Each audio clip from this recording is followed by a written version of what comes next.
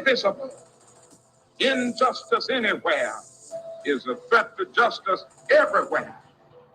If any words that I have spoken have commanded attention, that is only because they find an echo in the breasts of those of every land and of every race who love freedom and are the foes of tyranny. You are not our queens. You are not our kings. You are not our gods. We do not belong to you. We are not your slaves. We stand as free humans that stood from the beginning of time against the strong men.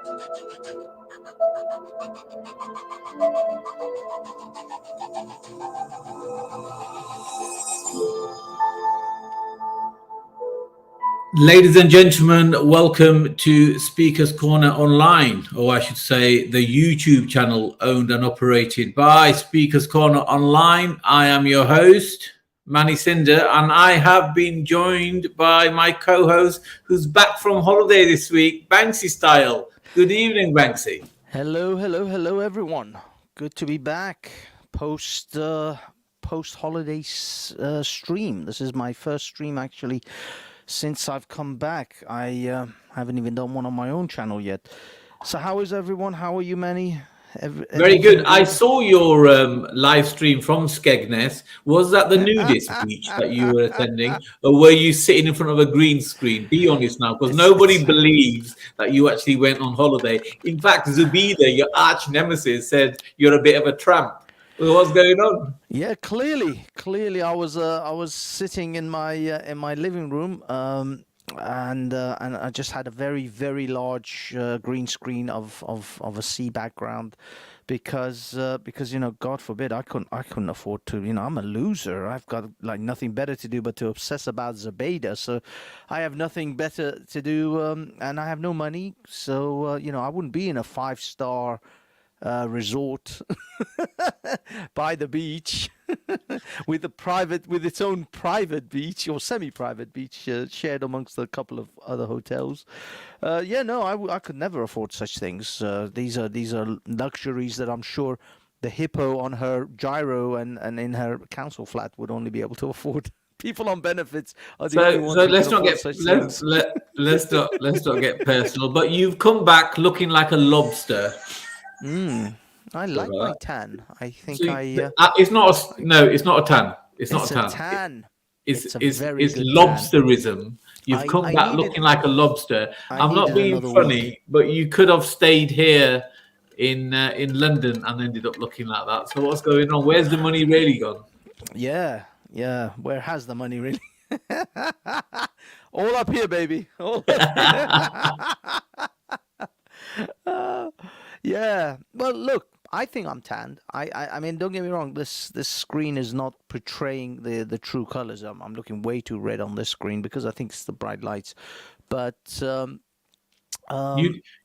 tan, but you don't really look like a packy, do you? I'm happy with my tan, personally. Did you hear what I said? Yes, and I'm ignoring that because I can't say things like that. You can get away with that shit. If I do it, Mandem will be gunning me down. Shanking the man in the streets. Yeah, but that's not because of your language. It's because of the Vida wants to get to you. Yes. I'll be taken out by the hippo because the hippo is one of Africa's most dangerous animals, as we all know. Terrible. She'll be waddling towards me. It's okay though. I can just slowly walk away. If she didn't attack me from behind, the sneaky little so-and-so, then I would have just gently walked away and she would never be able to catch up. You saw the police, she literally had like a 5-minute head start on the police and they still caught her. She had to let Waleed go because Waleed has got immigration issues. And oh, by the way, once we are still campaigning with several others towards making sure that the Home Office knows exactly what Waleed's antics have been, and we are bringing that to the attention of the Home Office. And so, good luck, Waleed, when you are deported to Rwanda, because it seems that they're no longer taking you to Egypt. You may be actually going to Rwanda. So let's hope he enjoys his stay in Rwanda. I hear that the actually I've been seeing some images of Rwanda recently, and I think we've vastly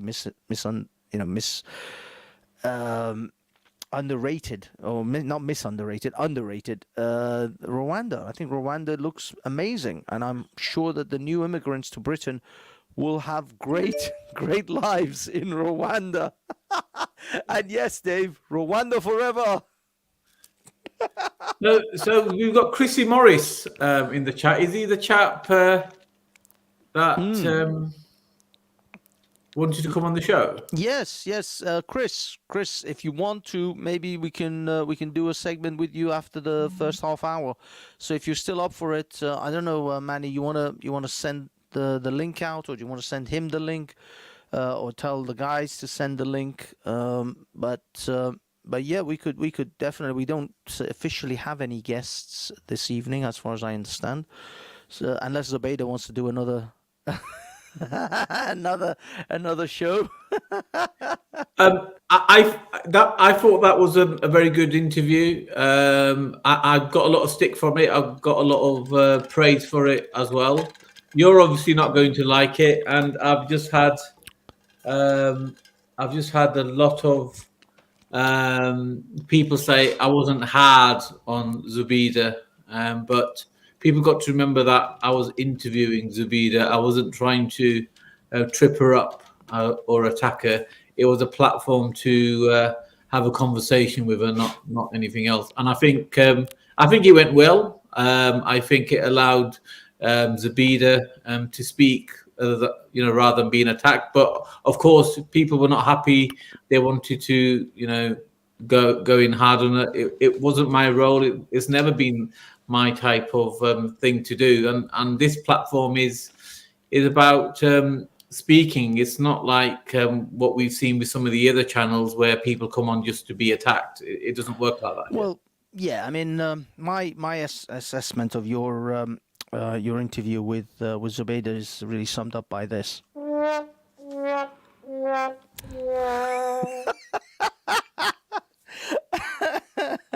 No, it was fine. It was perfectly fine, and yeah, I mean, we don't. It's not our place. It's not our place, and especially not this show, not this platform, for us to necessarily. I mean, we can ask hard questions. And we've certainly done a little bit of roasting of people like Raj and Jupiter and Hassan and others that we know, but it's not. It's if we know someone well enough to do a friendly little bit of roasting, or as you put it, grilling, then fair enough. Or if we put some hard or at least challenging questions to someone who's got a particular position, I think it's perfectly fine to again have a sort of a little pushback towards, like, they make a statement. Like, for example, I'll be honest with you, I did a little mini stream, and I mentioned it on my second stream from Cyprus, that when she said that there's no evidence of her having carnal knowledge with other people, and she's not sleeping around, and if anyone has an evidence, I have evidence. I literally have the man that she was sleeping behind Waleed's back, talking about how he's going to slip her the zibbi, which anyone knowing Arabic will know what that exactly is. So yeah, she was lying. She was bald-faced lying. Unfortunately, you didn't know about maybe that evidence, and so you didn't have any space or any opportunity to challenge her on that. But there were several things that she just outright lied about, and I think that's fair if you know that she's lying, to challenge the lie, to say, actually, we have evidence, we have this, we have that. But unfortunately, you didn't know, so that's fine. All right, you've got it out of your system. I have come across that video before, but like I said, it wasn't really that type of live stream. Anyway, we're going to be having more of those interviews going forward. In fact, I've got a very special show lined up on that week. You're going away again in May. I'm actually looking forward to those shows when you're not here. I'm going to be honest, because I get to orchestrate them the way I want to. I will Now, there is Wi-Fi everywhere. now, before I know you've got a presentation to do before we get into the main topic of Tommy Robinson, but I've got a present for you. Yeah, I've got a welcome back from holiday present for Banksy.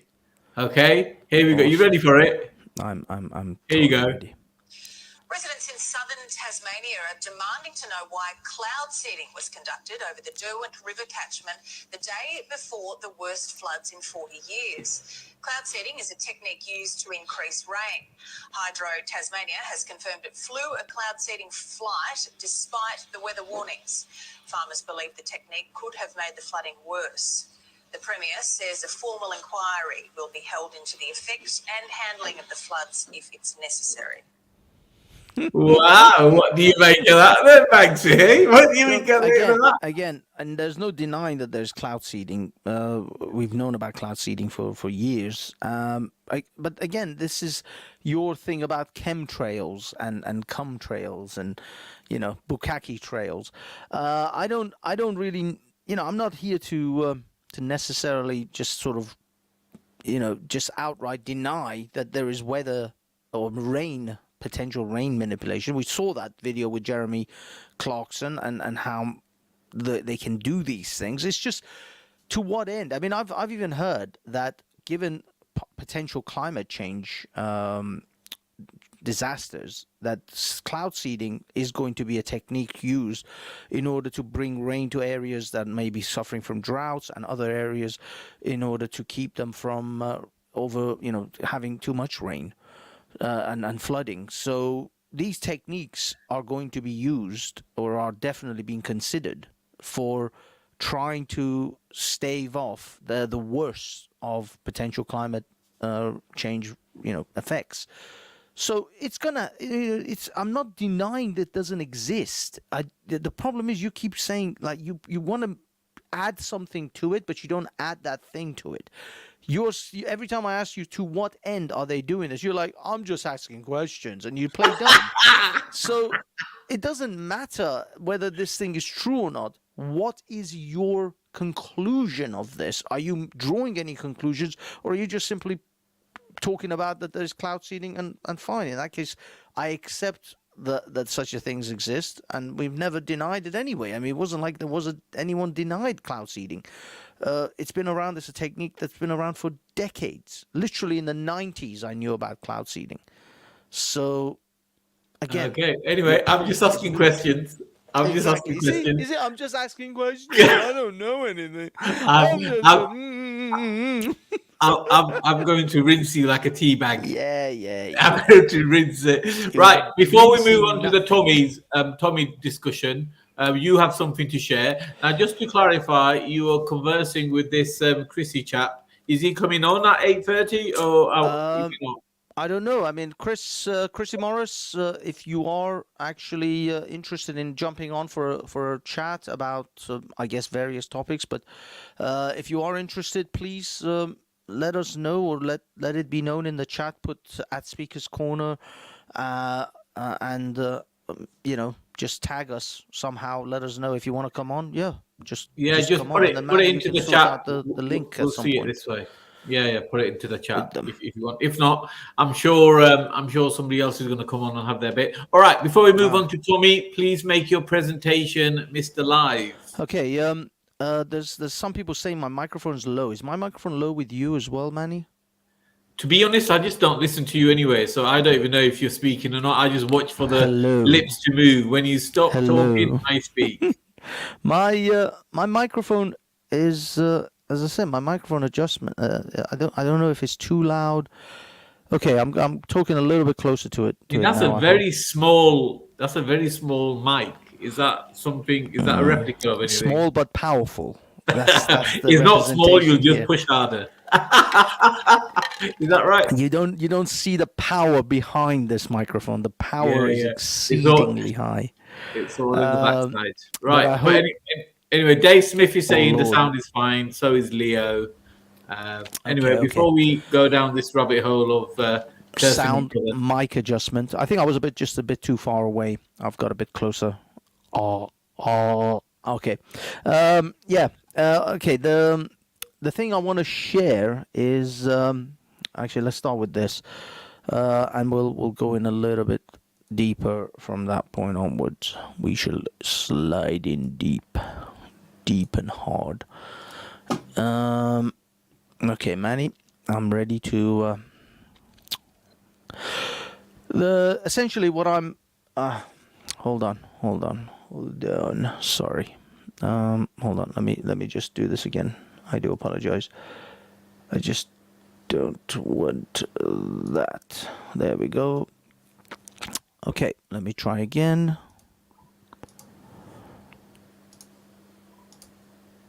Okay. If you could do the honors again. Okay, essentially I want to talk about the Libs of TikTok account. This was a TikTok account and also a Twitter account that was created in order to highlight some of the most ridiculous things that the woke leftists and liberal types are spouting, especially particularly the most controversial stuff, or the stuff that was it got a lot of traction, a lot of attention, was the teachers of kindergarten students, or students of 4 or 5 years old, very, very young children, teachers who were insane libtards who effectively started indoctrinating children.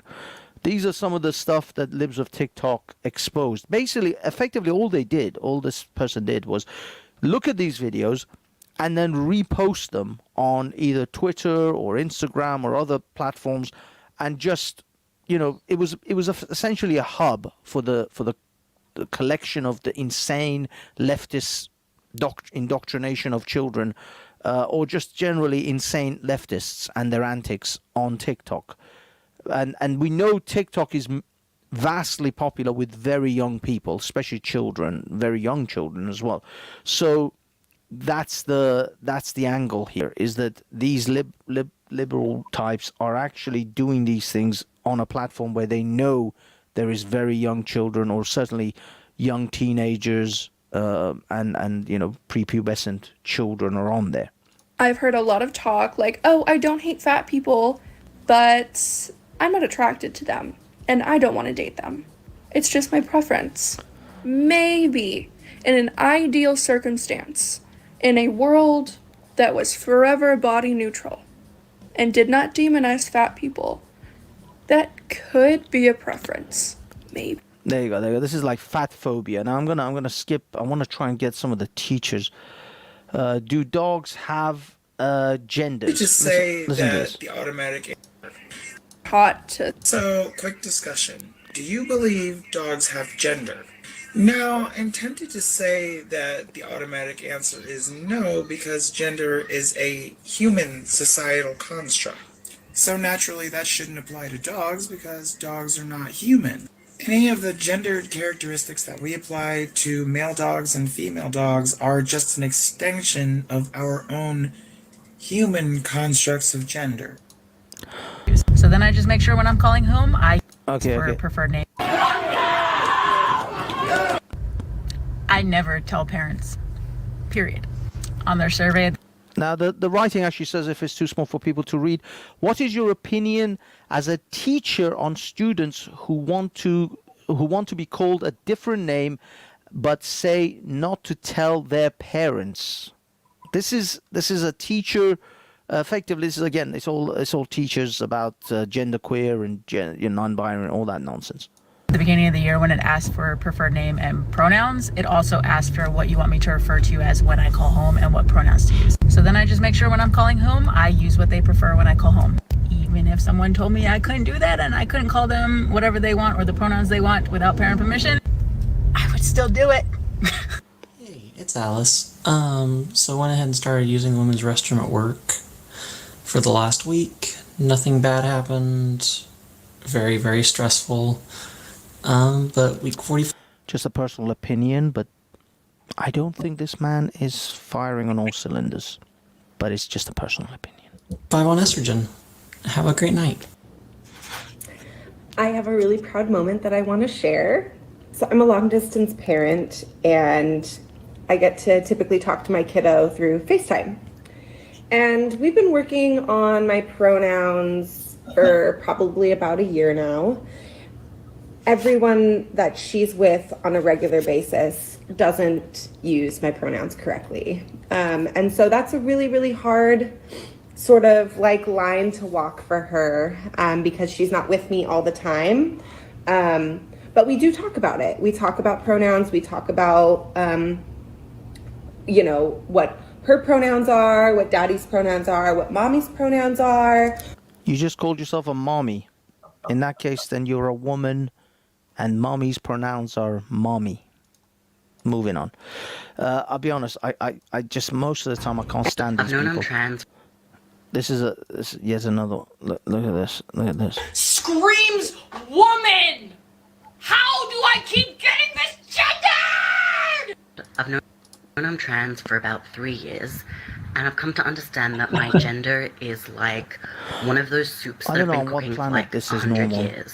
But these It's people always are the in same schools soup. It's made up teaching of multiple children. components that I interact can't with hear each her other, anyway, or being a game, her, and I'm I not even realize sure at this I think stage. On this one, Caesar, let me see if I can find another We live insight. in a world where mainstream society. Hi, Tammy. Thanks for asking. So, polygender literally just means multiple genders or many genders. We live in Multiple genders or many genders. a world where mainstream society has decided and agreed that there are 2 genders. And we call them. No. Mainstream society didn't decide. You were born because we are a species. It's a dimorphic species. We have 2 sexes, male and female, which is required for reproduction. There is nothing in between that. Nothing. Just male and female. That's what you're born in, one or the other, because that is what's required for reproduction, for human survival. That's how it all came about. It wasn't some bunch of shifty fucking conservatives. It wasn't Donald Trump and a bunch of shifty conservatives sitting in a room going, "We must construct gender so that we can assign them to these peons, these lemmings, and make them our minions." No. Human beings have known this shit for literally millions of years. Dogs and cats recognize this shit. A dog will know if you have a dick. I'll promise you that. The male and female, or masculine and feminine, and they correspond with genitalia. But there are those of us who, regardless of what's going on with our bodies, identify with characteristics from either end of that spectrum, or places in between that spectrum, or even entirely outside of that spectrum. So my gender is this, what you see right now before you, and A horrific, nightmarish creature that would come after children at night. That's what your gender is. Okay, I don't want to labor this anymore, but I just want to simply point out that this person who started the Libs of TikTok, and there's plenty of the collections of videos that they posted available all over the place, because this account is now becoming repeatedly banned. Soon enough, they'll be banned off Twitter, and I'm sure they'll be kicked off, I don't know, Instagram or any other mainstream media outlets. I just want to point out the person who doxed them. Now, this is actually, Manny, if you could carry on sharing. This individual, known as Taylor Lorenz, who herself was literally crying her eyes out because she was doxxed at some point, and I'm trying to actually find, this is her video, an image of her actually crying about being doxxed. Unfortunately, I am unable to find the actual, I didn't have time to find the video of her crying. Just type it in Google. But yeah, this woman was crying her eyes out because she was doxxed, and how terrible it was that she was doxxed. So then she decided to actually go and find the Libs of TikTok's address. She actually found initially, I believe, her parents' address, and she went and knocked on the parents' door, trying to get her to sort of get them to get the person that's running the channel to give her some kind of an interview or a right to reply or something. Anyway, so she then doxed Libs of TikTok, put the name of that person's address, as well as their okay, let me see, as well as their damn it, this is I think this might be the Washington. Yeah, this is the Washington Post. There you go. Meet the woman behind Libs of TikTok, secretly fueling the rights outrage machine. This is because the fact is that this channel or this account became very, very popular and was very successful, and it was making an impact. That's really why they went after them. If Libs of TikTok was, I don't know, the Banksy channel and got 12 views per video, nobody would give a shit. But because she was very successful, and in fact, some people even say this account was driving the motivation behind the Florida legislation that was passed against indoctrinating young children into the woke culture, that they went after her. And this woman who herself was crying about how terrible it was to be doxxed and how people started giving death threats to her parents and family members, did the exact thing to Libs of TikTok. And as I said, all I know is a she. I don't actually know the names or any other details, because I'll be honest, I didn't want to find out, because I felt like if I knew, I may let it slip at some point. And I think we should all have some form of a collective effort towards actually not spreading this person's information. Either way, as far as I'm concerned, Taylor Lorenz is an absolute hypocrite and one of the worst people on the internet. And that's it. That's my segment on the Libs of TikTok. Thank you very much, Banksy. That was very interesting and insightful. I did see an interview somewhere with that lady. I just turn off when I see crocodile tears. It's not something that I'm kind of attracted to, shall I say, especially crocodile tears. Yeah. On that note, we are now going to turn our attention. We may even bring people on if they want to talk about it. So, the title of this show is What in the Tommy Robinson World Has Been Going On? So, as some people may know or may not know, Danny Tomo has departed the Tommy Robinson camp.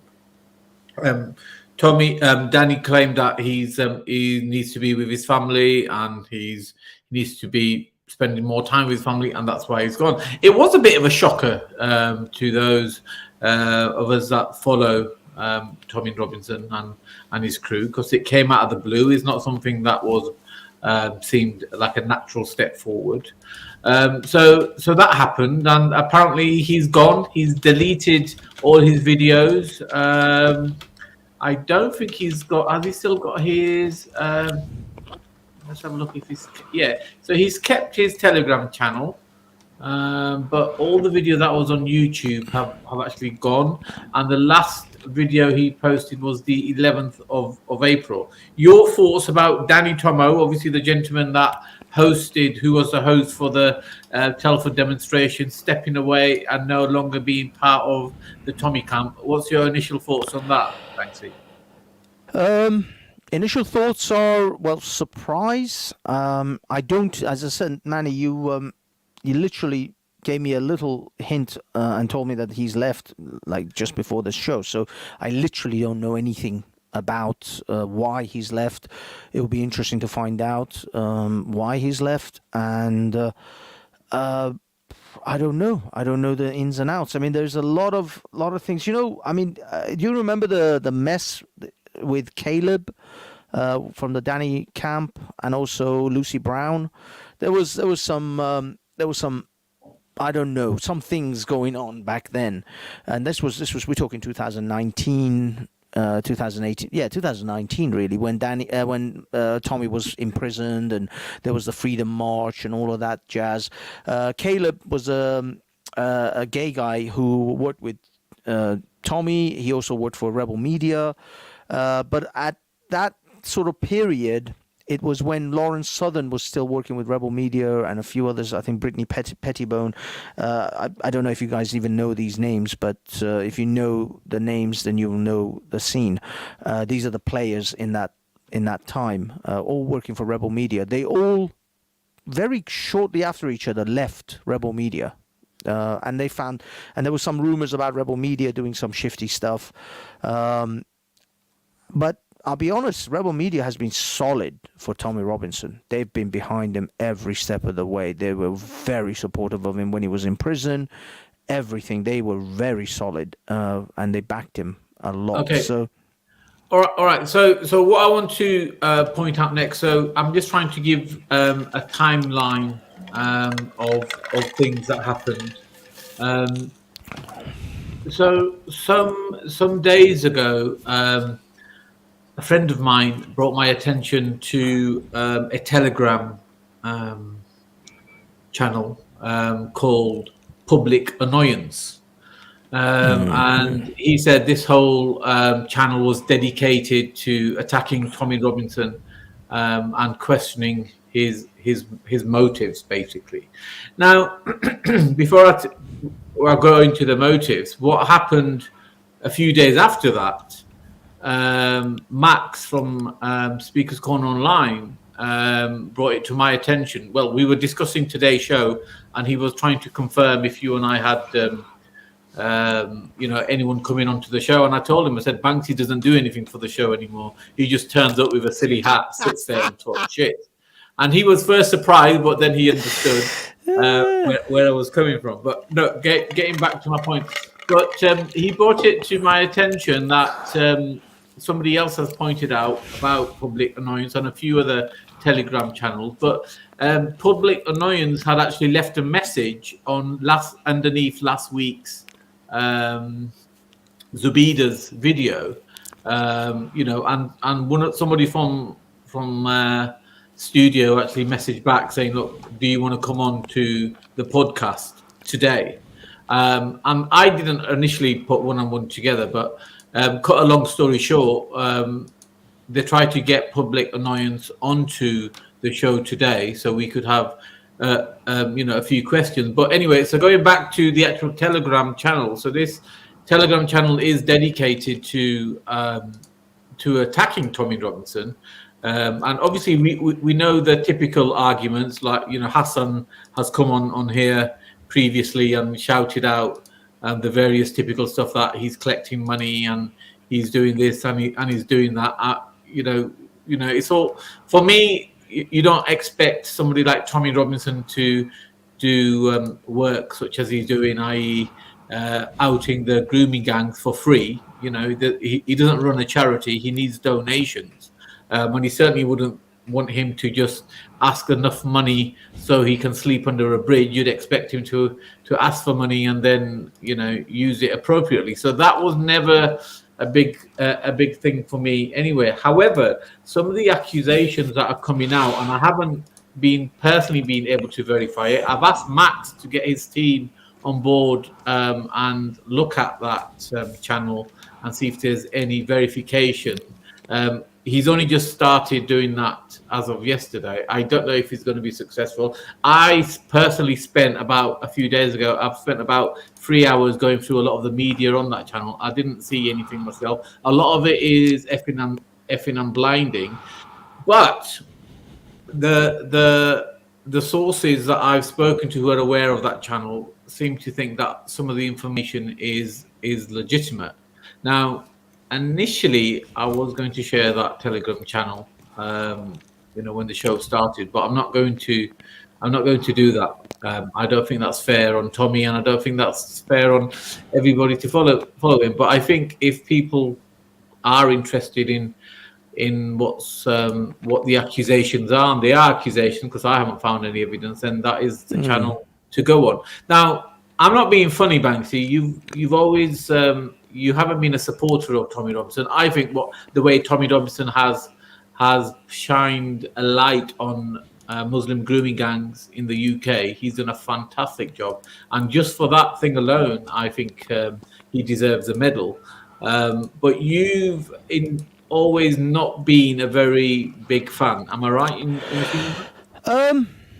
I've not been an uncritical fan of Tommy. I support the stuff that he does, which deserves praise. Like you said, the highlighting of the grooming gangs, the highlighting of various different. He took on the full force of the British government, and he still is. When he decided to talk about Islam, and others came in his wake, but really going back to like 2010 or no, even early 2000 actually, it was really the EDL and the Tommy guys who, they mocked him. The Muslimic ray gangs, that was the famous, the Muslimic ray guns was the famous joke. But these guys persisted, and Tommy persisted despite him losing all his wealth, his marriage, everything. I mean, he's really has taken a massive hit. So for that, yeah, I can't fault the man. He stood strong when no one else would, and against unfathomable pressure. But as far as now, I think Tommy's time has gone. Tommy's time has passed. He's trying to remain relevant, and he's no longer. Others have come with a slightly different tone towards the same things, the same subjects, but a different take or different tone towards them. And so he was. It's time for him. I guess really he has no other choice. He can't open a business. They'll firebomb his business. He can't work for any company. They'll destroy him, and they'll get him fired from anywhere he wants to get a job. So I'll be honest, I think he's just simply doing what he can just to survive at this stage. I think Tommy should look to leave Britain and set up shop probably in the United States, where he will be much more welcomed. He will have less antagonistic attacks towards him, and he could actually then run businesses or work for some news outlet. I mean, if you look at Katie Hopkins is doing things very clever. She is doing a lot of work in the United States for the Conservatives and the GOP over there. So I think Tommy should look towards that, because this Muslim thing and this just constantly harping on about the evils of Islam, it's not gonna last. So before you go on, so Chrissy Morris is on Facebook. He's saying, can you text me a number to call you on, guys? So we don't have a number though. Chrissy Morris, this isn't Radio 1. It's not a call-in show. Yeah, you can use your mobile to get on the link. I think Raj wants to come on as well. Shall we get a few people on and get their opinion? What do you think? Yeah, absolutely. Now, before you go on, I just want to say, and I think this chap, the Clown World, he's got a lot to say. I don't know if he's connected to the Public Annoyance Telegram. I don't know, but he said everybody should do their own research. Now, I haven't mentioned specifically any of the allegations. Now, even if the allegations I have heard about are true, and I'm sure they're just allegations, I cannot take away what Tommy Robinson has done by highlighting Muslim grooming gangs. I think he is a hero for doing that. If, however, some of the other allegations are going to muddy the waters, then obviously we all need to pay attention to that. But let's see what happens. I've been told that there's a growing force of allegations. I don't know. Maybe it's got something to do with Danny Tomo. Just by Danny Tomo's left. Christy Morris says, I'm aware of that, guys. A number to call you on offline to arrange me coming on. Oh, I see. Okay, so what you need to do, Christy Morris, is go on to Speakers Corner online. So go to www.speakerscorner.online and just message me and Banksy there, or you can message admin or some of the Speakers Corner people, just message Banksy, since you seem to have a relationship with him of sorts. Message Banksy style on Speakers Corner Online. You don't have to give your real names. You don't want to. They don't track or anything. So you don't need your telephone number either. You can just register and be yourself. Banksy, Yeah, the other thing is, Chrissy, I tried emailing you the Yahoo email account that you had on your YouTube channel. Chrissy Morris is saying I haven't got an email. How the fuck did you get onto Facebook? How did you get onto YouTube? YouTube, if you just created an account for YouTube, that gives you a Gmail account right there. Right now, you have a Gmail account with this YouTube account that you just created, that you're on with. I don't know how this guy works with technology. Okay, so I'm going to send the link out. Chrissy Morris has been on Rodney Kay's live stream many a times. Rodney Kay uses StreamYard. Dude, you know how to get on live streams. Unless this is a false Chrissy Morris and he's just trolling us. But dude, you know how to get onto StreamYard. StreamYard is an incredibly easy place to get on. So Raj, I've just dropped the link for you to come on if you want to come on, because obviously Raj has history with Tommy Robinson as well. So it'd be good to see if he's heard anything of the nature that I've been hearing. Anybody else that wants to come on? Not you, Hassan, because you're just going to F on blind. I'm only joking. You can come on if you're going to behave. If you start talking shit, I'm going to kick you off. Hasman, love you. Love the Mad Turk. Raj, is that you? Of course it's me, man. The one and only. How's it going? You can't even clone my accounts. That's how much of a bad man I am. Get shut down in 2 seconds. Big up, Raj. It's been a while, mate. How's it going, Banksy, man? How's it going, Manny, man? How you going, man? Good, before I have no clue about what's happening. I'm literally in like another world, the art world. I'm like in the art world at the minute. Actually, I was going to do this for you, Raj, when you were going to come on. So we have the Roginator. Oh, yeah. That suits me to a T. A big letdown. Yeah. A lot of huff, no puff. Which one was it? Oh no, not that one. This one. Give it up for Raj. Yeah. You know my documentary, I had a little obviously because I'm famous, I had a documentary. And their theme tune of me is like a Mr. Bean theme tune. It's quite fitting. I've got a little theme tune as well from that. Nice. Yeah, what's going on there, man? I have no clue what's happening. So we're discussing aspects of the Tommy Robinson world. Obviously, I don't know if you know that the first thing that comes to mind is Danny Tomo leaving the Tommy Robinson camp. Were you aware of that? No. I'm glad he did, because he was, in my opinion, the biggest kind of problem I saw. I didn't like the dude from day dot. And I said it from day dot to people behind the scenes. I said it to you, Manny. I said it to Steve. I said it to loads of people. I thought that guy was just trouble, in my opinion. And a lot of people didn't like him. It wasn't just me. I thought it was just me at first. And then I realized a lot of people didn't like that dude. And I think, he might be a reason why Tommy Robinson might be in the shit, even though I don't even know what's going on. I reckon it could be something to do with him. Because I heard some crazy allegations against that dude, man. I was like, wow, if that's true, you need to kind of distance yourself, because it's going to bring you down. Well, I know what allegations you had heard, and that's allegations that I've heard from different sources. So it could well be that what you had heard maybe have been true. We just don't know yet. We just don't know. Yeah, and I mean, we've discussed this privately. You probably don't remember, but it was the same allegation. Yeah, I discussed it with you privately. I said, look. And I remember when we met him, I met Richard, and then we met Danny Tomo, and I said, even that day I left, I was like, I don't like that dude, man. That dude, something about him just like grates on me. Like, he seems like you can just tell he's not in it for the right reasons. I didn't get that impression, to be honest.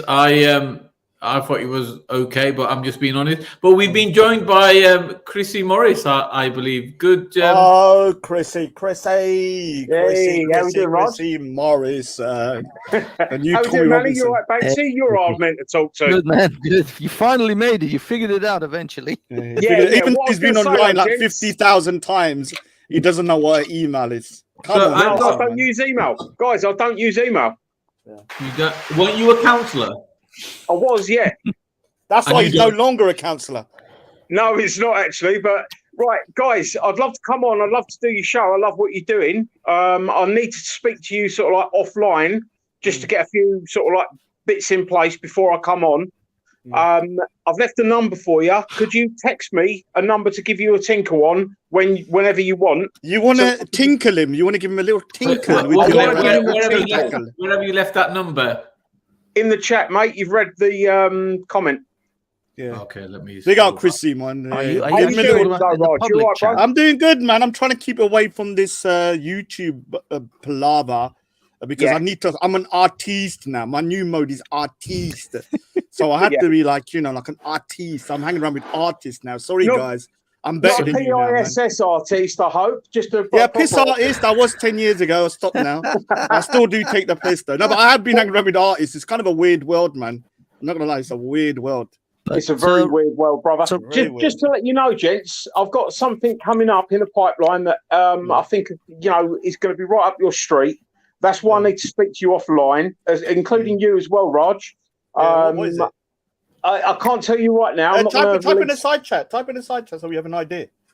I'll put it in the side chat, but please keep it to yourselves. And Don't. No, stop. Don't put it in the side. Don't put it in the side chat. Oh yeah, someone can jump on. Someone can jump on. Yeah. Don't put it in the side. Fine, we'll make contact with you. But can you just ask me two people? I don't even know who you are, Chrissy Morris. I've seen a video of you doing something very common law-ish, but two people have messaged me saying that you're a member of the British National Party. Is this true? Nah, he's not. We've gone over this, Manny. I'll go over it with you. I don't know. I don't care if you've been over it or not. I'm asking Chrissy Morris. If I need your input, I'll ask you. Why are you getting your handbags up? This ain't that's you getting told off, Raj.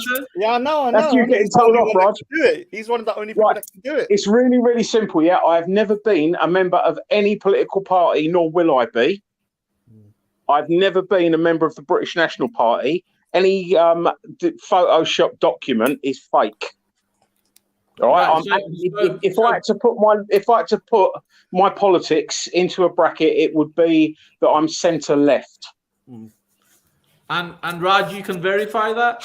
Yeah, I mean, from what unless he's lying through his teeth, but from what I've heard, he does sound very centre leftist. We've got a lot in common in terms of that. Manny, I'm more. It doesn't seem far right to me. At the last general election. Yeah. Sorry, I missed that. Say that again. I voted for Corbyn at the last general election. You're not coming on. That was the last thing you should have said. That's why I'll have a good debate with you guys. All right, cool. We'll make contact with you. Let's get something on. Please text me a number to call you on, because that isn't a number I use regularly. That's what I use as a filter number, because I am quite overwhelmed and I get a hell of a lot of messages, trolls, and whatever else. Okay, so just do me a favour, guys. Send me a number that I can give you a tinkle on, and I will give you a tinkle.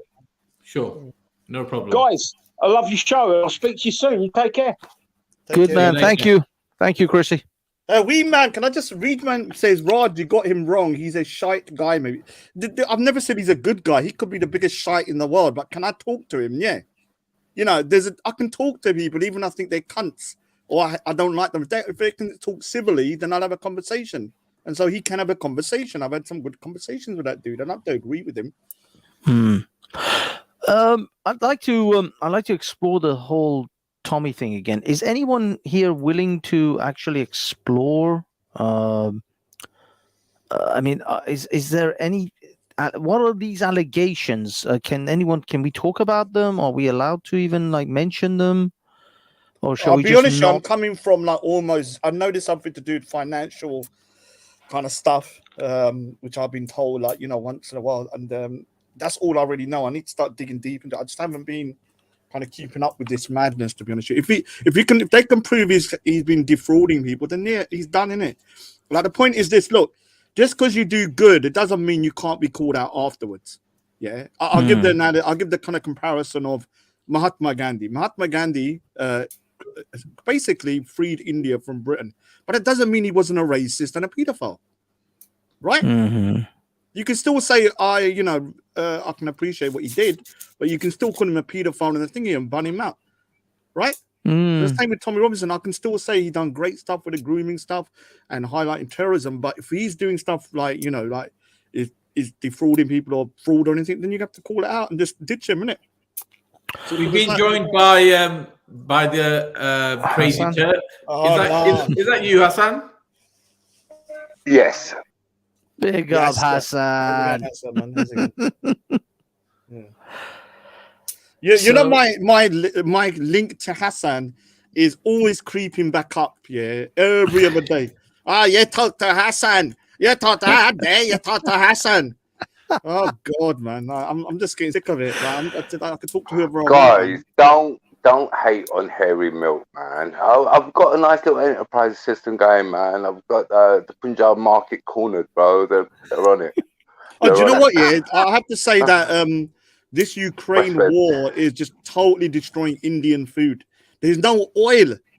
Like the oil is gone that I've been using. You know that if you go to the supermarket, especially in London, it's just no oil, and most of the Indian food is made with oil. So it's crazy, man. It's like what do you mean?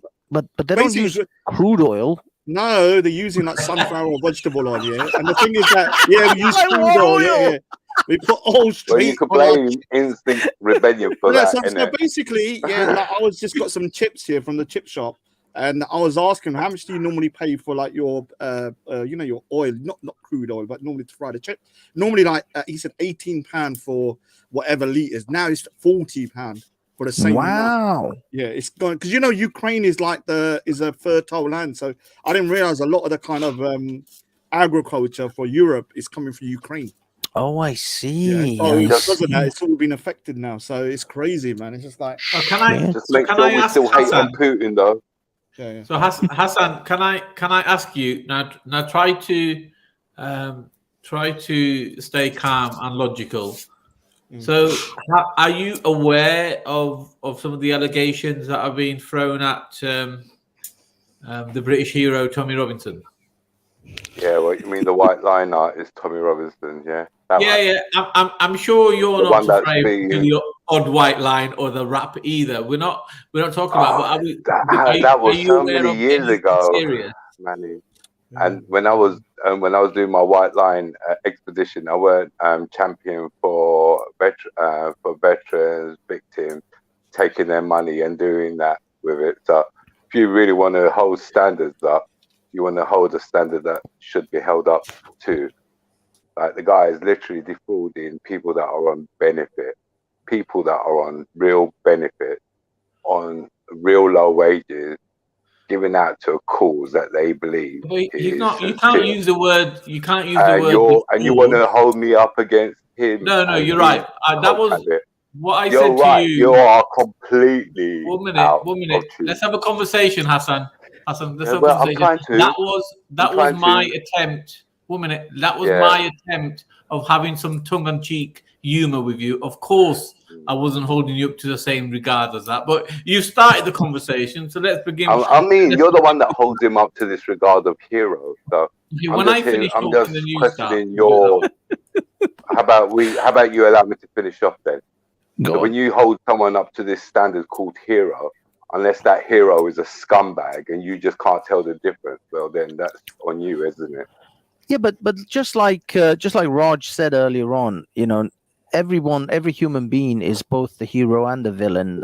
You got Mahatma Gandhi was an example that was used as he wasn't he did great things for India, but also he had other flaws. Same as Winston Churchill. I mean, Winston Churchill. Yeah. Right, so Winston Churchill, no one can deny that he saved the UK and Europe from Nazi, but that doesn't take away from the crimes that he committed around the world, including a famine.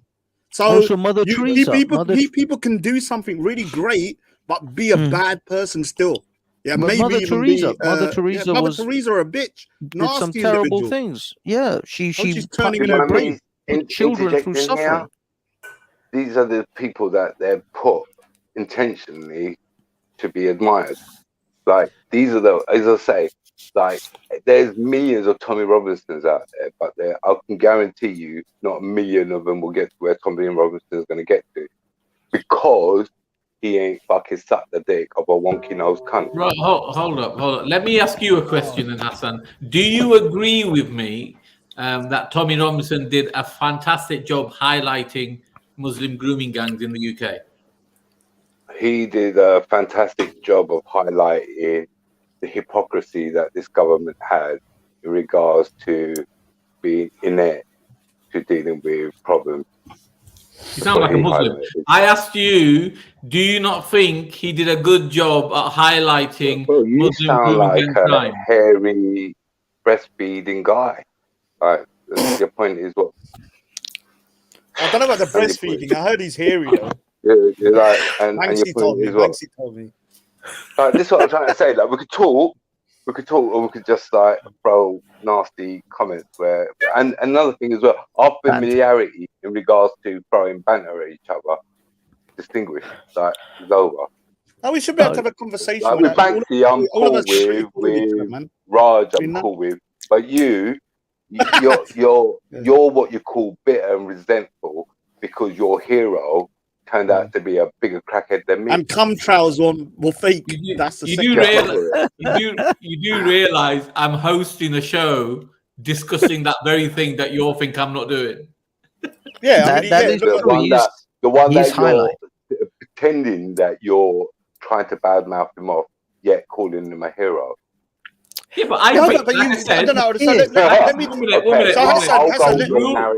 minute. Rule number one: Manisinda is still the host of this show, so you've got to allow me to direct the show. Otherwise, it just becomes a shit show, right? It's not going to happen. So I'm not over talking you. I'm trying to direct it. So the thing is, I am hosting the show and allowing people like you to come on and share your opinion, and you think I have an issue with people voicing their opinion. I think you realise that you've got such a boring show that you allow people like us on.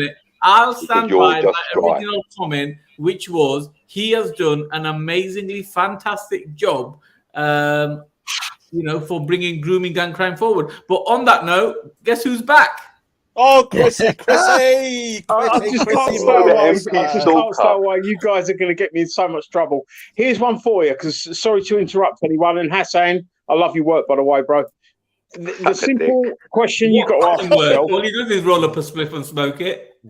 The simple thing you've got to ask yourself about look more than Tommy. is I think everyone will agree that anything anyone can do to take a paedophile out of the game is a good thing. But has Tommy diminished the respect for the Muslim community by only targeting Muslim paedophiles, or specifically targeting? But you do know that Muslim grooming gang crime and paedophilia are two different crimes. They are, thanks to Tommy. Ultimately, you're not dealing with people that are going to differentiate between the two. People, on the whole, just look at it as someone that's got a sexual interest in children. Because the actual the grooming gangs. Yeah, but grooming gang crime is not a sexual interest in children.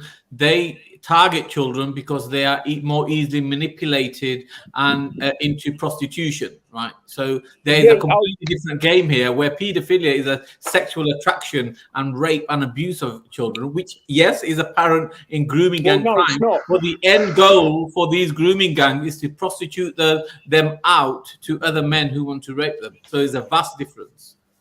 I mean, if you want to get into the semantics of it, it's not a paedophile is someone that's interested in young children, whereas I think it's a hebephile is someone that's interested in sort of like pubescent children. So, Chrissy, can I just explain to you? So, let Hassan come in, then Raj, because Hassan wanted to come in. Hassan, come in, then Raj. Again, see, this is what he's just done, and if anyone thinks that spending more resources on a separate unit dealing with the very same thing that the initial unit that they was set up for couldn't, and calling that a good move. Stupidity 101. Stupidity 101. Raj? Yeah, so look, when it comes to crimes, I'll give you an example of why people kind of separate crimes. Because when you deal with them, you have to deal with them because of the modus operandi of why they do it. So if you look at theft, you have burglary and you have street robbery and you have different types of theft. Now, they all do the same thing. They're taking something away from somebody that doesn't belong to them. But Agreed. they're done for different reasons. So you have to break them up in order to tackle them. Otherwise, you can't defeat someone who's doing burglary by using the same tactic as someone who's doing street robbery. Now, it's the same with the grooming and pedophilia. Now, we know there's an overlap, but the main criteria for a groomer isn't necessarily the age of the child. It's the vulnerability. So they could be 18, 19, 20. Now, pedophiles are only attracted to children. Now, the thing about these groomers is that even when the girls become adults, they were still grooming them. They were still doing stuff. So you have to be able to kind of separate. Otherwise, all you're going to have is a cookie cutter kind of solution to a problem, which is very, very, very complicated. Well, that's my take. Is that I noticed this is what Muslims do all the time. Is they try to whitewash the whole thing and say, well, pedophilia and grooming gangs are all the same, and so we should just address all of them. And you know, Tommy's just an Islamophobe because he's only targeting grooming gangs and he's not targeting all pedophiles in Britain, because that's the majority of pedophiles in Britain are white men. Of course they would be, because majority of people in Britain are white people, and so look, given the demographics, of course the majority of pedophiles in Britain would be white people, and in this particular case white men. So that's a misnomer anyway, and that's just a red herring. But nevertheless, when they try to conflate this concept of grooming gangs, and it's across the board the same as pedophilia, they're doing that on purpose in order to basically mask the fact that Muslims of Pakistani, Southeast Asian or South Asian background are absolutely the dominant majority of this particular And do you know what the problem is, Banksy? When I say, okay, when I think of a pedophile, my automatic kind of like image in my head is I was going to say something stupid, but it is of a white dude, a middle-aged in a raincoat, and not even a raincoat, but just a white middle-aged dude. Now, is that racist for me to think that? No, because the majority of the cases where they capture them are from that demographic. It's the same when I think about grooming gangs. I think you're about working on a fact Pakistani. there, Raj. That is a fact in this country. So you are working on a fact. Grooming, and so when I think about that, I think about you mind me asking one when I think about religious abuse, I think about Catholic priests. Dude, that when doesn't someone mean says to me person is from that group, but it just means that is what the evidence is pointing towards as the majority of the people committing that crime. We can play the sort of image game. When I say a word or when I say a phrase, what image does it come into your head? Aeroplane hijacker. Yeah. Thailand child abuser. Yeah. Or sex. Rodney K. When you think about these things, because of the majority of the people that happen to do a particular thing, we're human beings. We have our brains are pattern recognition machines. We have survived because we quickly make judgments and we recognize patterns of behavior, and we quickly make judgments about those things, because back in the day, if we didn't make these quick judgments, we would be eaten by some fucking lion or tiger that's in the bushes. So we immediately, if somebody does something regularly, or some group of people do a particular thing regularly, when I talk, if I tell you marijuana smoker, do you immediately think of a middle-aged 45-year-old white man who wears a suit? Do you think about a Rastafarian? That's the social programming that's getting you thinking that way. Can I come back to something again, though, this is a bit that we're also programmed not to look, though. Yeah, Chrissy, no one is saying Chrissy, 1 minute. Chrissy, no one is saying that this kind of stereotyping is good per se. What we're saying, I think what we're trying to say is that it's normal. It's like in human intuition. Now the problem is when you start branding everybody of that group like that, that's when it becomes a problem. That's when you think you have to just understand that certain crimes, whether we like it or not, are committed by certain groups. When you think about let's say, but that's usually when you think about burglaries of houses, I think of a white crackhead. When I think about burglary, when I think of street robberies, I think of a black maybe young black guy. When I think of a different thing, I think of that. Doesn't mean every single person that does that crime is from that group. Yeah, but it's going to be the majority. Ask an American what they think a quintessential Englishman is, and they'll tell you they're wearing a bowler hat. But exactly, and carries an umbrella. Yeah, and drinks tea. Going back to a point that you made, Raj, which is a very good point, but it's a point that's missed by a lot of people. You are right that, you know, robbery, burglary, shoplifting, they're all theft. So they're all taking something that doesn't belong to someone. And they, whilst they're quintessentially the same, they all need a different approach. But if you strip it back far enough, the approach should be higher sentences for criminals that, you know, have a sexual conviction against children.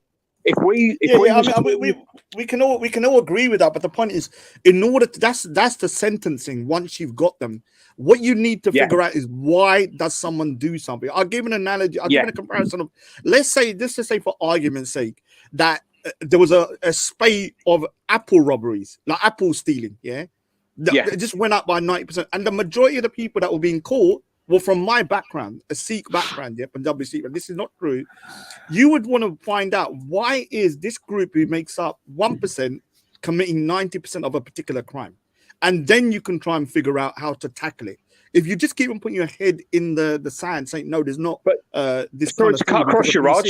You shouldn't be looking. One minute. You shouldn't be looking at the. Are you seriously saying that Muslim grooming gangs are the biggest problem? Gang rapes are not a problem. We've got to get away from one minute, man. Let me touch down, bro, man. I'll just shut my mouth and just let you guys talk. Thinking about the criminal. I'm thinking about the criminal. At the end of the day, it isn't, for instance, a Muslim that's committing the crime. All you're doing is subdividing. What it is a paedophile is committing the crime. So we should be, and this is my problem with Yaxley Lennon. He should be fighting all paedophiles wherever he finds them. But he won't, and here's another reason why he's not, because he's going to find more of his own doing it. That's prejudices. Hey, Steve's in the chat. You're going to find more wonky noses doing it than the Muslim one. That's the thing. And the weirdest thing is, we see those gangs that are getting created. How are they getting their exits? How are they getting? I got a wonky nose, Hassan.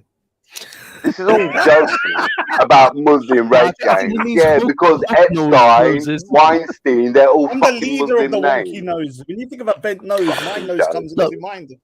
Look. And guess what? He gets paid by them to tell us to look for the Muslim rape gang. And Jesus Christ. And then you wonder when he turns out to be this ravenous cokehead that goes around taking the piss out of poor people by robbing them blind. That, oh God, oh yeah, I wonder what other technique of the people that do that. Oh yeah, the other wonky noses. That's what I mean. It's a joke. It's a fucking joke. And we've got people like Manny. Oh yeah, I think he's done right, and Raj, I think what's he done right? Apart from diverted off from the real problem where the BBC have been keeping it shut. Oh, we didn't know Savile was fucking kid. What? Well, so Hassan, let me ask you this question. Hassan, let me ask you this question. Can somebody be a flawed individual, even a bad person, even a crook, but still do something good? Everybody. No. That is everybody. No. You can. No, they can't. We've seen throughout history. Look at Schindler. Let me give you as a bad person, ain't you? And Hassan, you're not going to like the comparison I'm going to give. But look at Schindler's List, yeah? Or Schindler, Oscar Schindler. Oscar Schindler was part of the Nazi party. He was every single business he did, he basically bankrupted him. He was a womanizer, and by all intents and purposes, he was not a good, nice person. But he managed to save a lot of people. So a lot of people respect him for that. I know, but that's what I'm trying to say. Even bad people can sometimes do good things. No, they're still bad people. They just did. I didn't say they're not bad people. A good person is only a decision so how is that changing?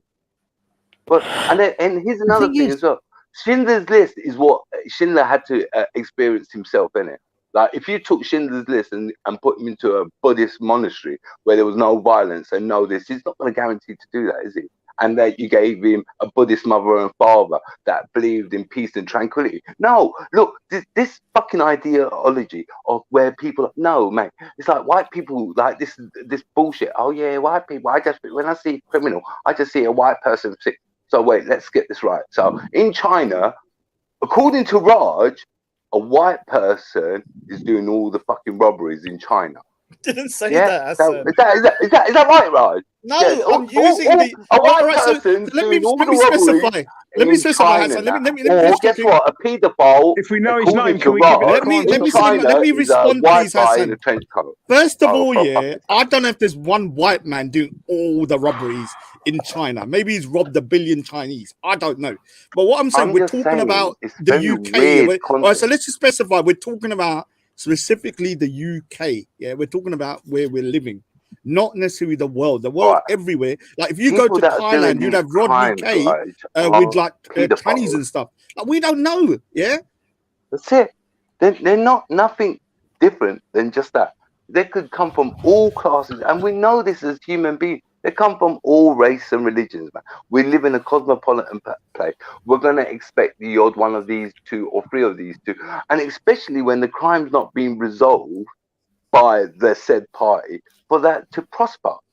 Like, you're telling me that if you knew there's a corner where you could sell drugs and no one's going to arrest you or pull you out or stop you, you're not going to sell drugs there? Of course you are. No, I'm not. I'm not Cool. selling drugs. Bro, No, I'm telling you, you would. If you knew on that corner there that whatever you did, That's you're like not going to saying. get arrested, you're not going to get All right, so let pulled me over, ask you you're this not going to question, have please, no Hassan. Let me ask you this accountability. question. That's what you're going to do. Hassan, let me ask you this question, yeah? If there was a corner where you could sell your ass, would you do it? Hold on. I said to you, did I sell your ass? Well, let's go to the Or corner. did I say sell your ass? If there was a corner and you could You're sell getting your ass and violated. Wait, hold on. You're getting not get violated. prosecuted, would you do it, Hassan? Did I? No. You could literally No, dress because as a one's a girl violation. and sell your ass The same, to every guys. man The that principle comes. is the same. Would you I've do got to it? say. No, you wouldn't. No. Same way I wouldn't sell drugs. Hold on, it's not the same though. I'm saying you're saying there's a violation taking place in your example. I'm telling you, on mine, there's no violation. There's no judgment. There's no nothing. Yeah, and the same with selling your ass. There's no judgment. No, it ain't. No No, one's it's gonna not. know. Would you do There's it? violation there. There's a violation there, isn't it? No, you're earning. what's All right, the so No, let's say you sucking someone off, yeah. having a Oh, you're penis gonna in your suck ass some. All is right, not so a violation. let's just say Yes, if you it suck is. someone off, yeah, Yes, and it they're is. giving you Yes, it is. Yes, 100,000 it is. per suck off, would you do it on Hold a on, road again, where it's no called people? a £1 million for every violation. blowjob. It's called You got a your choice now. violation, isn't it? No No, judgment. what You I'm got trying a to say to you is violation. that everybody has You their got a moral code, violation yeah. there. And I'm telling you now, No, I wouldn't be it's selling not a drugs moral code. because there's One's a a area where I could violation get away of with your it. personal space, you soppy sod. How is one the same as the other? One's a violation of your personal space. I'm telling you that you could, like, for example, you could sell uranium there. You could sell Bitcoin there. No tax, no All right, so nothing, I no believe anything. selling drugs hurts people. So to me, that would be like violating What, as the somebody else. same as you getting No, I homosexually didn't say fucking that. I'm saying violated or I'm saying that they're both forcefully harming people. sucking off people? It's like, Yeah. how? No, No, you're not. You're I'm not. just You're trying to not give. gonna I'm do trying to that. figure out the We've gone a parameter. bit off of Tommy Robinson, though, guys, haven't we? We've gone a bit off of Tommy Robinson. I'm Yeah, loving we this. have. Can I take this opportunity like just to away. say that Speakers Corner Online probably do, advocate safe sex. So if you are thinking of selling your ass in a corner, where you can get away with it, please use a condom. Rubber up. 100%. Chrissy Morris, what's your stance on Tommy Robinson? I don't like him. I believe that his motivations match his prejudices. Quite simply. Do you not think he did a good job at highlighting the grooming gang crime? If you get rid of any paedophile or highlight any sort of child sex offence, you're doing a good job. But it's behind that, and what I worry about is the wider victims of what he's doing. So, for instance, it's good that he brings attention to it, but he's also creating a lot of hate, which causes a lot more misery. So, on balance, I don't think what he does is good. If he targeted all paedophiles, I'd be a lot happier with that. And the way to always look at it is that you only usually find out about a paedophile that is in your community. There's no way that Tommy Robinson will find a Muslim paedophile, in his own community, because he's not in that community. So all he's doing is basically increasing hatred for another community from his community. If he went for all paedophiles, I'd back him 100%. And when he does, good work that he does do, I'll say, yeah, that's good work. But ultimately, the people that he targets that match his prejudices. So what And about the that fact? is- What about the fact that 90% of convicted grooming gang men are from Muslim backgrounds? So does that not support the fact that his stance on that crime is correct? Just because you're correct, statistically in one point doesn't mean to say you've taken in all the variables. And for instance, going back to the very sensible stuff that Raj was saying about, apples being stolen by the Sikh community. For And instance, that was not a real orchard. thing if everyone goes mad. No, I know, mate. But what you're looking at, if you look at who's stealing the apples out of the orchard, you've got to look past that and go, why is that community feeling that it needs to steal those apples out of that orchard? Is the community, in some way deprived? Is the community not doing well? And you'll usually find that it isn't usually a race or a religion issue. It's usually a class issue. The reason that, most poor people steal is because they have nothing. Yeah, but stealing and grooming, like that doesn't make sense. I get what you're saying, that people that are poor are going to be more prone to stealing because sometimes some people are regardless of color or religion. Yeah, but the thing is, when it comes to the grooming, this doesn't make sense because there are a lot of communities that are quite poor. Would you like me to explain it? Would you like me to explain it? They're not going around picking up, girls and grooming them because they're poor. Yeah. They do it because they're depraved.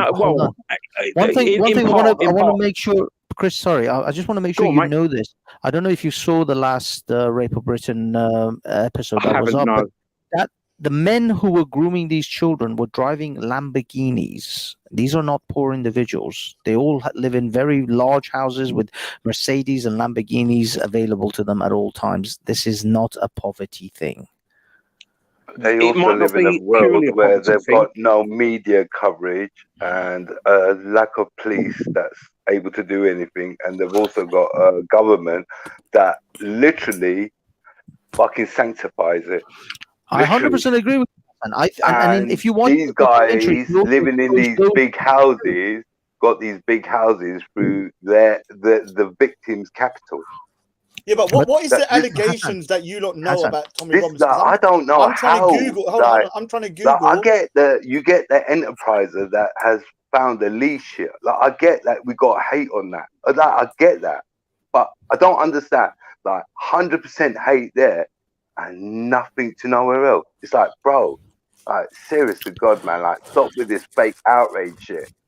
If you want to hate on Muslims, but don't bring these girls into the arena, leave them in the fucking dark, literally in the dark, getting their windows smashed in. That you've got to personally feel fucking responsible, that you got to move just one of them out, just a family out, when there's fucking, according to you, 500 of them there. Can we all agree, though, that the majority of Muslims are good people? Can we agree that? Of course. I can't agree any religious person that's minded. A billion human beings. We're talking at least a billion human beings. I don't believe that Islam is actually 2 billion strong, but I certainly believe that at least there's a billion human beings that believe in Islam. And if these people were all criminals and all rapists and all that, we would have a hell of a lot of issues on our hands all over the world, not just in Britain. I think regardless of religion, it's this is simple. more of a the majority of people from all religions are good people. It's just that they're mainly apathetic, and that's where the world goes wrong. Chrissy, the main group here that make up the majority of these gangs are from northern Pakistani gangs. Yeah, that's the majority. Can I explain that though? Can I explain that? The variables that a lot of people don't actually consider, and those variables. Where's the heroin come from, Raj? 1 minute, Hassan. Please explain.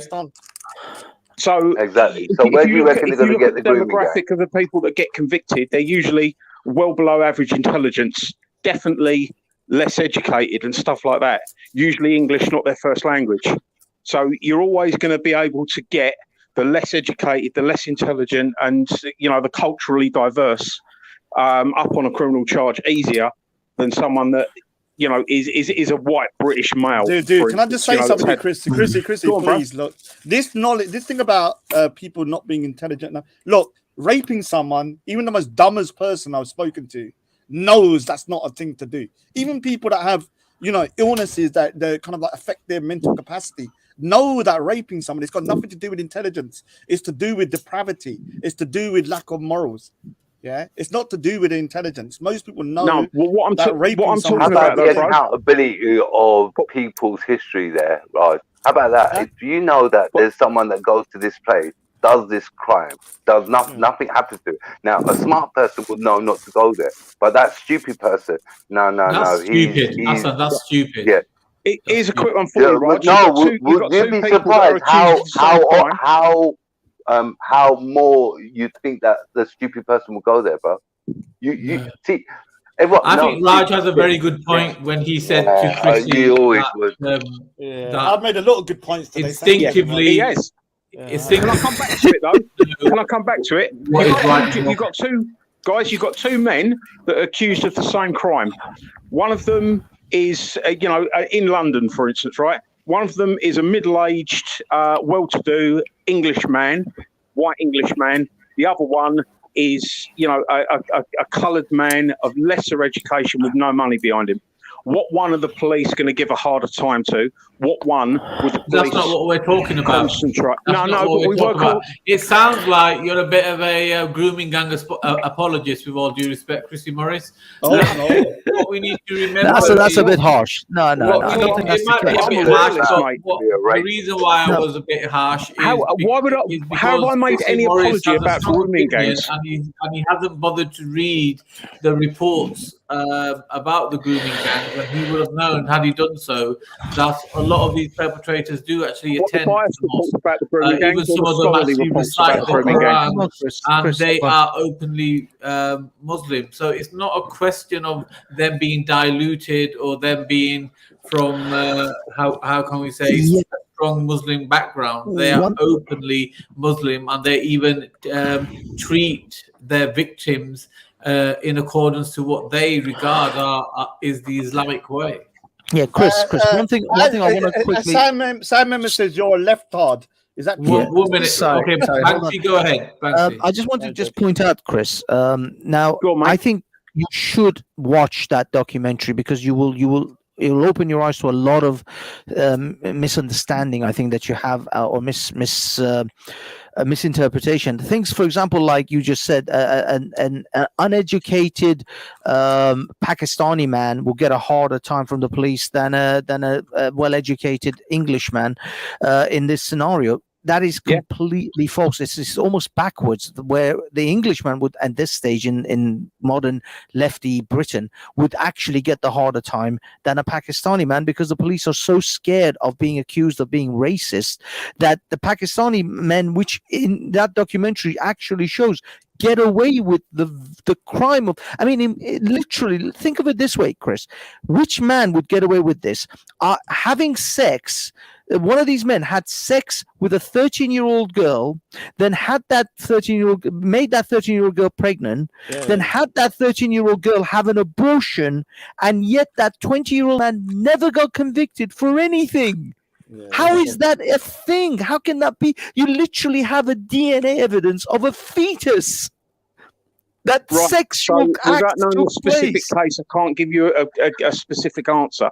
Is all I can say is my personal if that was true, just for argument's sake, Chrissy, say if that was true, and what would your kind of like if a man's had sex with a child, he needs. I mean, let's not degenerate the whole conversation. But if a man's guilty of having sex with a child or any sex crime to do with a child should be met with a massive penalty to deter. I agree with you, but what I'm saying is your assessment of all these poor uneducated Pakistani men, but which, by the way, none of them are uneducated, and most of them are born in this country, so they speak as well English as any of us, as any Englishman would. So these are not some downtrodden Pakistani man who's managed to pedal his way across the channel and is trying to make his way across, make his way in Britain. No, these are well-to-do individuals individuals, well-educated individuals, born in this country. They drive Lamborghinis and Mercedes Benzes, so they're not your rags to riches. Some of them or do, though, some Fancy, not idiot all of them. guys. Some of them do, what I'm not all trying of to them. tell you is that the ringleaders of these people who actually groomed these children and then ran the sexual rings. The thing is, Hassan keeps complaining about why we're not going after the Epsteins and the Weinsteins. Well, these Ahmeds and Mohammeds are just as well-to-do and just as connected as the we got a guest, Triller. Okay, gentlemen, we'll be joined by Triller. Triller, welcome. Please have your Pakistani say. Defense Force is here. The Pakistani Defense Force. Good evening, ladies. Can you hear me? Good evening, Padina. Good evening, Padina. All right. Yeah. So, what you call it? What was I going to say to you? So, you got a Pakistan flag out, waving it. Listening to this, I mean, listening to this. Obviously, this is the same old conversations and the same. You guys are just trying to regurgitate it again and again and again, and you always fail. We can get into all this anyway, but I'm glad Banksy mentioned one thing in particular, which is quite important to mention, that those people that you're talking about are British. You said the majority were British, right? So therefore, what you're I said they were British here with in British Britain. people. You got British people there that are grooming young kids and that are pedophiles. So your problem is that with British people. No. My problem is with British-born Pakistani men of Islamic background. Right. So again, you're looking at a tiny percentage, right, of people that represent certain demographics. You know what I mean? No, out a tiny there, right? percentage of people that are overwhelmingly represented in a particular crime. Majority of that demographic represents obviously British people, British-born people. So that's who you should be focusing on, right? What is happening in Britain, right, for people to basically be doing this kind of shit. I've just removed it because that's what he's saying. See you later. See you later. The thing is, we can't have done that at Speaker's Corner, would they? Nah, get rid of him, man. He's just coming. He's not. He's because he's a. What it is about Triller here. Look, I'm not gonna. Look, I don't really give a shit what Triller does because end of the day, I'm moved on. But he's like the Pakistani Defense Force. Soon as you mention the word Pakistani, he has to come on with the Pakistan flag. Okay, forget it. He was talking sense, though. Triller's good. He was talking sense. Listen, gentlemen, forget Triller. We need to have a conversation. Chrissy's here. So, Chrissy, are you kind of warming up to the possibility of understanding that there is a distinct difference between the grooming gang crime and the paedophilic crime? Can you see, and perhaps something that, will you be motivated to perhaps look into a bit more, that the traits, the objectives, and the ideology of the grooming gang crime is nothing like paedophilic sex crime? I'm always willing to explore new avenues and receive new information and stuff like that, and I'll change my mind accordingly to that as well. The thing that I think that we are becoming part of the problem, because where we are discussing specifics about different small demographics, we're missing the bigger picture. And the bigger picture is, you shouldn't be looking past the actual, a sex offender. I mean, everyone's saying paedophile. Paedophile is a person that targets young children. I believe the correct term would be a hebephile. And if you wanted to do specifics, guys, we'll be here for absolutely months. The point I'm making is that wherever you find someone that you believe is, sexually active with a child of any age, of any race, of any colour, any creed, that is your moral duty to your Raj's earlier point was, sorry, Raj. So Raj's earlier point was that if we look at it in such a big picture format, which is what you're saying, that what's going to happen, that the distinct differences, like the ones that I pointed out, are going to go unnoticed, and there probably will never be a correct identification and therefore a solution, because everybody's going to be kind of treated in the same way, and that's not going to resolve the problem, because the crimes and the ideologies and the objectives are different of the two groups. Then the solution has to be how can we say in relation to that? I completely understand that, and there's a really simple solution to that. What basically Raj is doing there, and not having a pop at your Raj, I love what you're saying, is he's lopping at the branches when we need to be striking at the root. Yeah, all right, so can I just it's plain and simple. Every case should be taken on its own merits when it gets to the, when it's in court, when it's at sentencing. So, for instance, if because you might have, for instance, a white guy that's been awfully sexually abusing a young child, in a domestic setting. Yeah, that is probably a little bit worse than someone having sexual contact consensually, illegally, but consensually with an older child, for instance. See what I'm saying? It's like if someone's raping a baby, yeah, they deserve life in prison. Whereas if you've got a 17 or an 18-year-old sleeping with a 15-year-old, I don't think that's life in prison. No, do you see what I'm saying? I'm not sticking up for either crime, but that is where, and that would be sentencing. That would be for decent judges, because we've not got a lot of decent judges, to actually make that differential and sentence accordingly to it. But the simple fact of the matter is, if we adopted a stronger stance against all sex crimes against children, yeah, I believe the sex crimes would drop, because people that are damaged in their childhood, yeah, go on to be prolific criminals.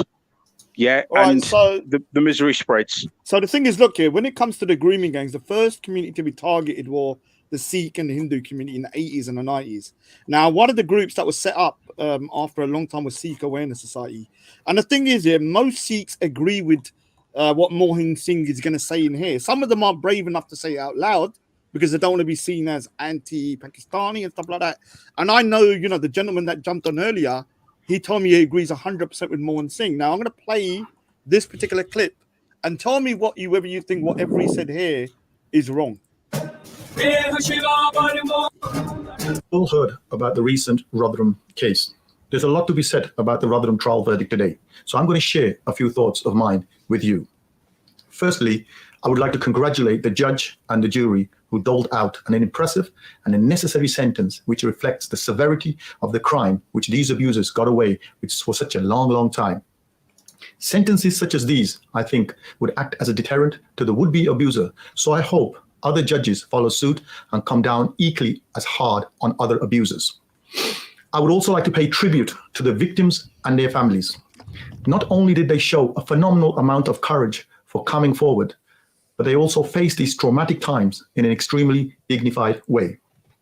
It is because of their strength and bravery that this inhuman and gruesome acts of evil sexual abuse gang was exposed. Now, let's not shy away from asking the hard questions. What about the groups of sexual abusers? There are many people to blame for the horrors inflicted on these children. The rapist, of course, at top of the list. However, there are other factors that need to be confronted. One, what about the police and the council and the social workers who aided and abetted the scum and the overly politically correct individuals who blocked it from the media for so many years? Some may take offense from me using the words aided and abetted, but anyone who ignored the cries for help from these children, the warning signs, should equally be punished by the law because they were part of the problem. Number two, the Pakistani Muslim community must not bury their heads in the sand over child sexual exploitation. The harsh reality is that there is an overrepresentation of Pakistani men in grooming gangs. Until we stop shying away from this fact, this problem will not go away. There is an obvious concerted effort by a minority of Pakistani Muslim men who thinks it's acceptable to groom, rape, and pimp out young girls. Those who are concerned with coming across as racist for pointing out the ethnic background and the nationality of these abusers are ignoring the racism and abuse carried out by these individuals. It's despicable, and it's their own actions, not you bringing shame upon their community. The media, they should report these crimes and the perpetrators as they are. Give a true reflection of the issues that we are facing in the UK today. When English football hooligans destroyed cities across other countries throughout the 70s and 80s, they weren't referred to as European hooligans. They were referred to by their country of origin. They were called English hooligans. The media must stop using blanket terms to describe the abusers. Call a spade a spade. If it's Pakistani Muslims carrying out these heinous crimes, then that is what they should say. And lastly, the authorities, the media, and all us, the general public, should work together to root out this evil so our kids are safe on the streets of the UK. May God bless you all. Be aware, be prepared, and stay safe. Now, the thing is, the majority of Sikhs I speak to, 99%, they may disagree with me on a lot of things, but when it comes to these grooming gangs, as a Sikh community, we have faced this since the 80s. And like I said, one of my own relatives, it happened to as well. So, certain people saying, oh, no, it's not Pakistan. That's a fringe idea. Yeah, most Sikhs, if you speak to them alone, without the public eye, they'll say straight, we know who's doing it. It's just that because of the PC kind of culture, they don't want to be branded as Islamophobes and stuff. I don't think it's wrong to pinpoint a particular group for doing something if they're doing it on a, let's say the majority of them are doing it on that particular scale. I'm not talking about the majority of the community, but the majority of people committing that crime are from that group. Was there anything that you disagreed with on there, Morris? Remember, that's from a Sikh guy that deals with grooming gangs, the Sikh Awareness Society. He's been doing it for 25 years. I agree with most of what the guy says. But I think, and this is the point I was trying to make earlier, I like the way that he used the English football hooligans. Yeah, well, there's 3 words there, and only one of them is needed: hooligans. Because by him using the word football, he's putting a slight on that game, which probably does more good than bad. And by him putting English on that, he's putting a slight on the actual nationality.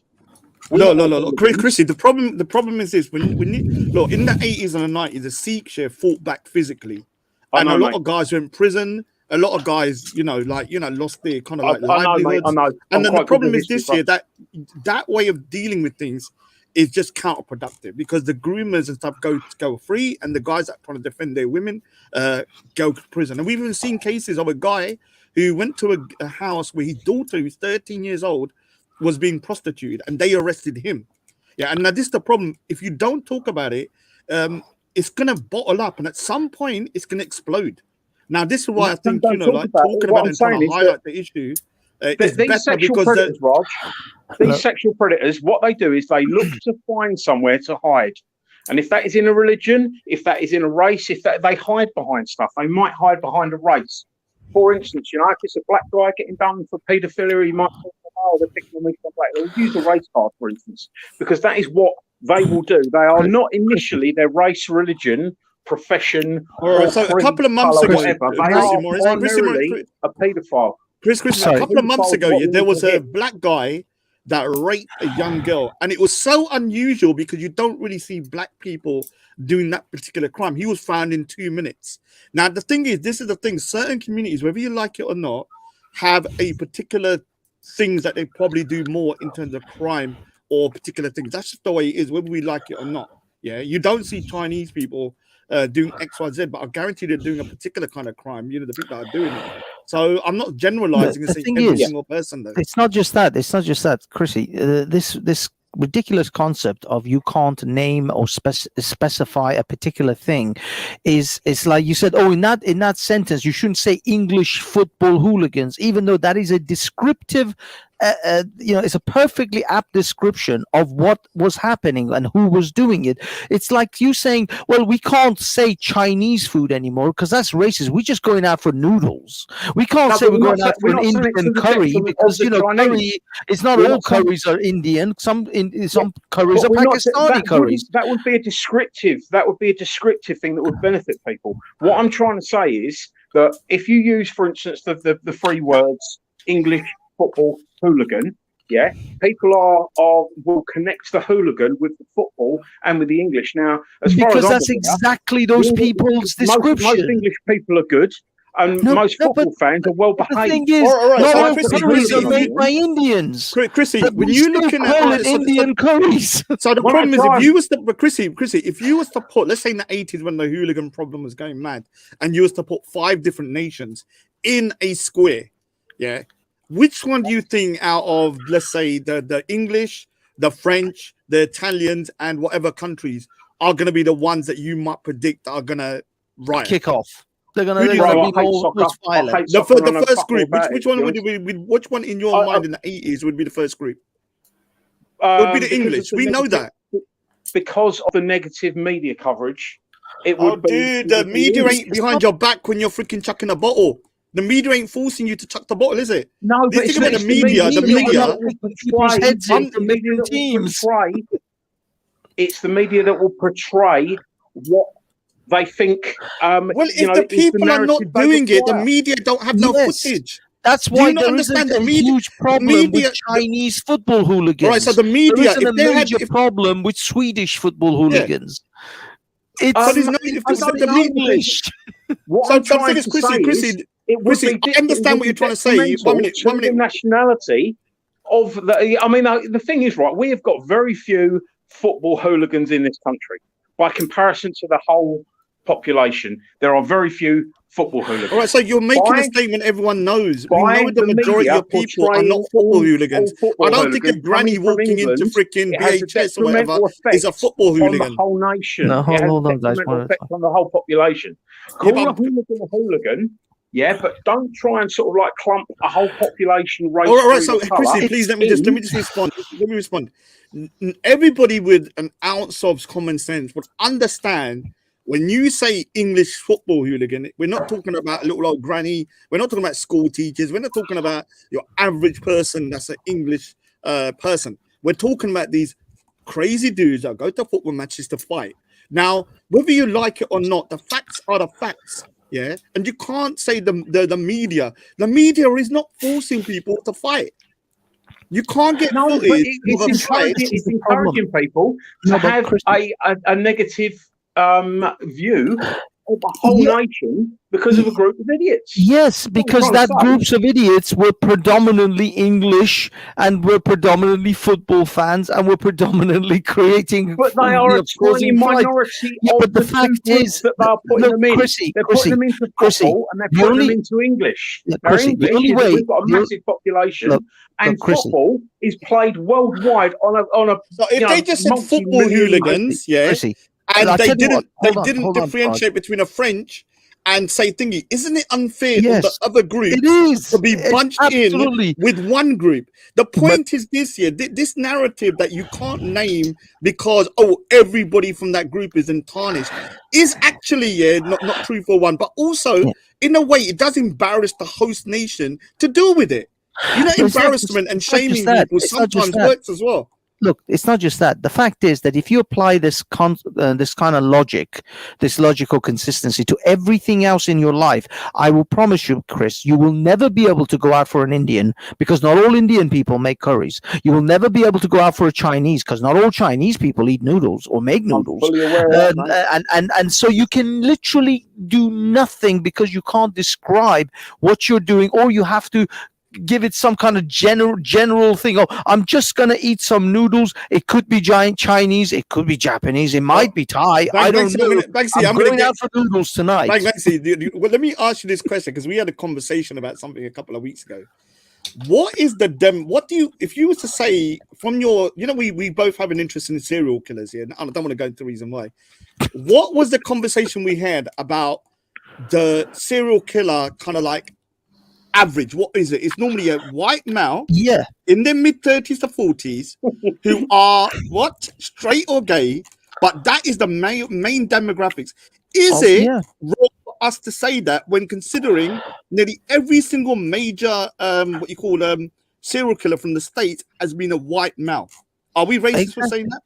Exactly, but it's, serial killers could come from all over the world. Let's let Chrissy respond. So when the FBI does a profile of what they believe a serial killer is going to be, is a white male, 30s, 40s, disgruntled with a thingy, and they normally say, are they racist for doing that? I did say that was, though. I did say that was. But you'll see, this is where you've got this kind of like double standard. You're okay for it to be used on. Hold on. Let me finish. You're okay for it to be used with certain crimes, but other crimes, no, it's a no-no. No, I'm not. It's. But look, for instance, if we was talking about John Wayne Gacy, the killer clown, right now they called him the killer clown, he is a killer clown, but it would be very unfair on the massive amount of clowns because all of a sudden people are worried about killer clowns now.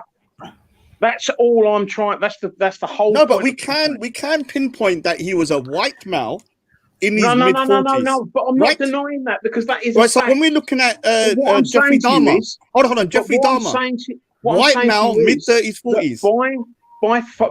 By focusing on stuff that isn't part of the crime and that isn't wholly relevant to the act or the criminal or the crime, and that relates him to a innocent demographic. I'm going to be honest with you, Chrissy. I think if you was an FBI guy, you'd go through every single person just to not look racist. The point is this: what you do is sometimes you have to kind of narrow the field down in order to try and capture someone. The FBI does this through their kind of like when they're trying to just find out who's done a particular crime, especially when it comes to serial killers. They narrow it down, and they most of the time they will say it's a white male in his 40s, 30s to 40s. But what happens? Now the reason why they come to that conclusion, Chrissy, is because the majority. 95% of them that have come in the past, Chrissy, let me finish. The majority of the people, and you know about the crimes of the serial killers in America, have been white males in their mid-30s to 40s. So they're going by what's come before. And that's I believe logical white thing males to do. would be the majority demographic. So you're already starting off, on a statistically positive base. But what happened when they got to the Washington Sniper? Well, yeah. I mean, that turned out to be a black guy, and I think his son from the back of a car. Station wagon. Yeah. Well, I don't think it was a station wagon. I think actually it was like a Cadillac or something. But they took out the back seats and. Yeah. But that is one case. That is one case where I know it's one case, and I know, but that's one case where they probably let their stereotypes get in the way. But 90% of the other times, it will come to a beneficial thing. Yeah. If you was to not have this criteria, what would happen with these FBI profilers? Because they're so concerned about race, they would not be able to narrow it down. They'd literally be looking at everybody. Yeah, and so in order to get that person, they need to narrow the field down to what they know from before and the modus operandi of people before. Chrissy, preaching to the converted. What I'm trying to say is that there are detrimental things that can be put out to the media that can be of detriment to actually solving further crimes. Because I agree with you. Let me finish, bro. They only alienate the communities of the people that are committing the crimes. So, for instance, if we always, when we find a paedophile and we state that he's a Muslim, we are basically, upsetting the rest of the Muslim community because we are taking something that they identify with and putting it with a very, very heinous crime. And that is where we undo ourselves. If we was just to say this guy is a paedophile, it wouldn't offend every Muslim out there by saying this guy's a Muslim paedophile, for instance, We could do without upsetting the demographic. What about saying about hold on, Raj, sorry, I want to get in on this.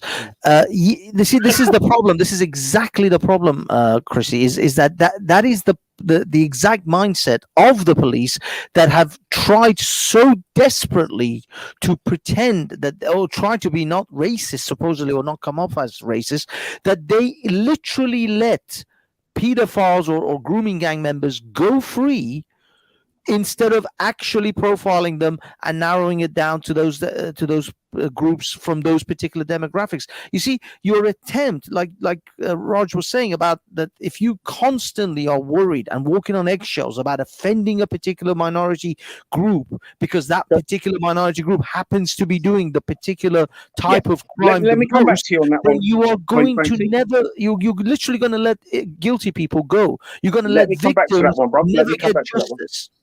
If you have a look, it's about 4 years ago now, maybe 5 years ago. It's on my YouTube. I stumbled across a coffee with cops thing at my local park, and I asked the coppers there that very question. Because I don't think, I mean, if I was a copper, if I was slightly less intelligent, I could have been. But if I was a copper, I would not let any false accusation of racism on my part stop me protecting, safeguarding a child.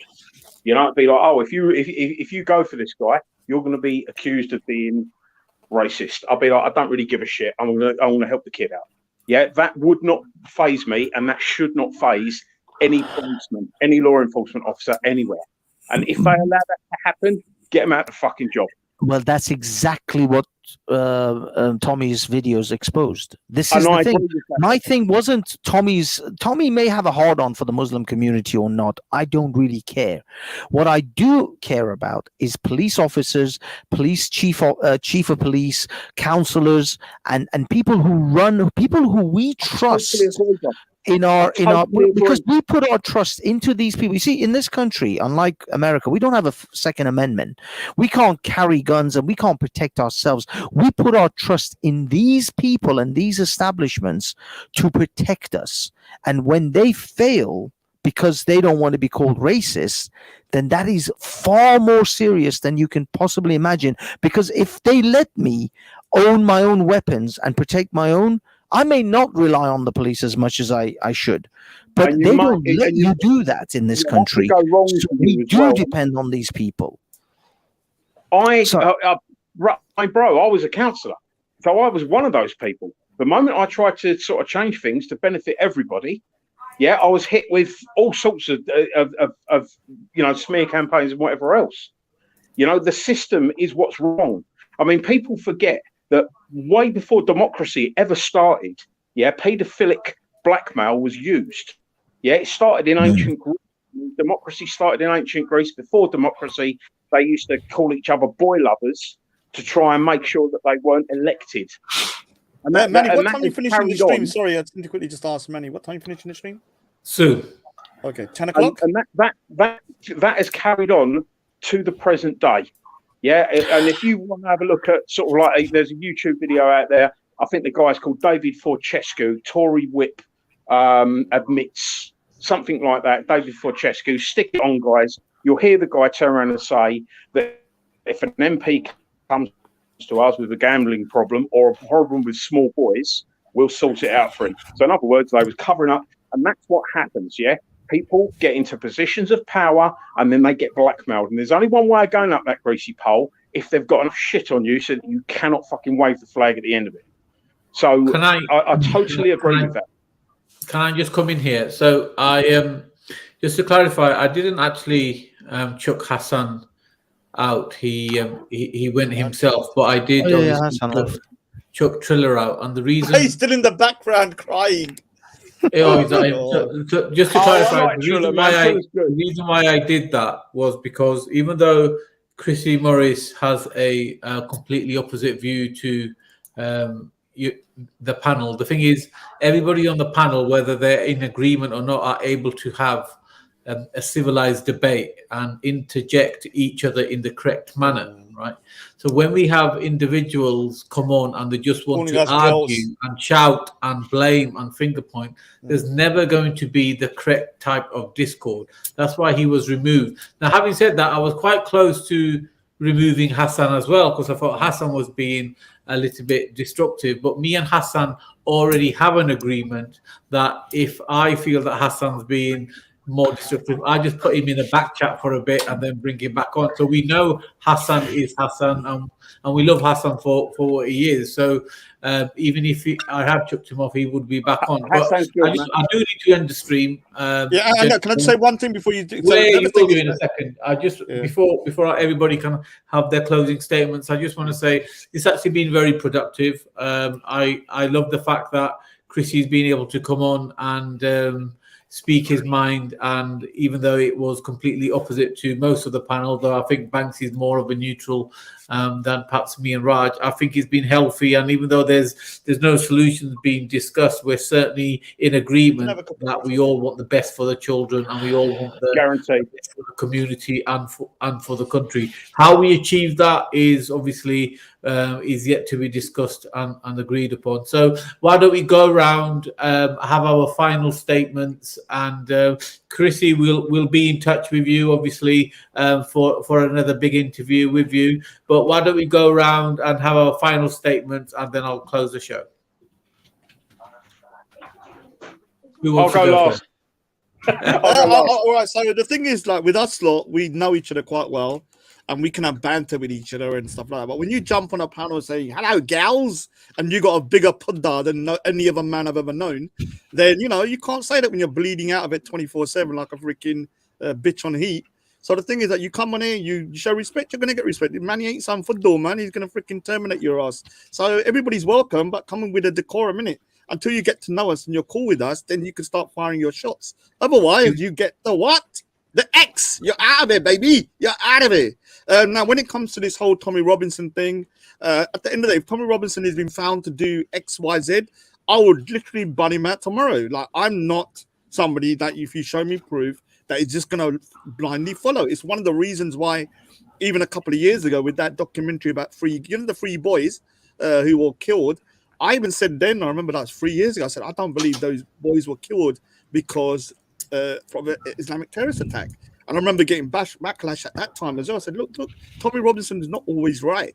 Now, it doesn't mean he hasn't done good, but he could have done bad as well. And if he's done bad, that's going to be called out as well. Like I said, I haven't been part of Tommy Robinson movie for a while, but I will always appreciate what he did in highlighting the grooming gangs and quite a few things that he did that I would think is good, but it doesn't mean he hasn't done a lot of silly things as well. Anyway, man, big up to everybody as on. It's a good chat with everybody, and we can agree to disagree, but still shake hands and move forwards with most people. Thank you. Yeah, since Chris is going to go last, I'll just throw in my 2 cents there. First of all, thank you for everyone in the chat for coming along. I hope you enjoyed the show. Please go over to Speakers Corner Online and open an account, and we can continue the conversation over there. Just like and subscribe to this channel, and the more popular we get here, hopefully we can migrate more people towards an actual free space rather than YouTube and the mainstream technocrats. That's just my pluggings out of the way. Oh yeah, I'm doing a show on Saturday with Jada Warkettle, and I'm trying to get Amy K on there as well. So that's on the Banksy Style Live channel. Any more plugs? I don't know. Maybe some hair plugs. As far as this conversation is concerned, Chrissy, I highly recommend for you to actually watch some of especially the Rape of Britain documentary, because I think a lot of people have misunderstandings and misconceptions about these poor Pakistani groomers who really are just simpletons who come from a village in Pakistan and don't really know any better. That myth has to be broken. Most groomers, most suicide bombers, in fact the 9/11 suicide bombers were university educated. The 7/7 bombers, one of them was a teacher. These people are not some village idiots who just crawled out of some Islamabad on the outskirts and have made it to Britain and don't know any better. These people know better. They know what they're doing. They are absolutely calculated about what they're doing, and they are still doing it because they know they can get away with it. And I'm not saying that the Epsteins and the Weinsteins don't know it. They know it too, Hassan, before you go down that road. But the fact is that you have to pick your battle sometimes. You can't fight every war and every battle on all fronts. And this happens to be Tommy's battle, and he's just taking it on. Now, whether he's a shady character or whether he does, things well or badly, it's entirely up to you. But we as Manny says, we must all at least agree on this one aspect. We should protect the children. We should protect young people from being groomed by Muslims, by Epsteins and Weinsteins, and by any crazy feminist, blonde, purple-haired, even radicals. Yes, by even by the radical LGBT types, and those who want to transition your children at the age of 5 and 10. So there's so many battles to be fought here. And the only thing we at least can agree on is that children should remain innocent. At the minimum, we should agree to that, and then pick our various battles that way. Anyway, thank you guys. Do you know Triller just said his favorite whore is me? I'm not. Everyone look at the side chat. He said his favorite whore is me. I'm not a whore. I don't take it up the arse, Triller. Whatever you think. Oh God, no wonder. Okay. All right, Chrissy Morris, your closing statement, please. Where do you take it? Wherever I eat, it's just for food, man. And to defecate. That's it. gentlemen, I've really enjoyed tonight. Respect to Triller, respect to everyone on the panel. I like Triller, I like Rog, I like Banksy, I like you, Manny, as well. Hassan, I've got no problem with. I think he's brilliant. So thank you ever so much for having me on. I've been very naughty by coming on, so I wasn't supposed to. Please get in touch with me, guys. Give me a tinkle. I need to talk to you because I've got something coming up that you will be interested in that will help promote what you're doing now and will be to the benefit of a lot of people. So please do get in touch with me. As far as Stephen Yaxley Lennon goes, I'm not a fan. I do believe that his the people that he's highlighting match his prejudices, and he only concentrates on them.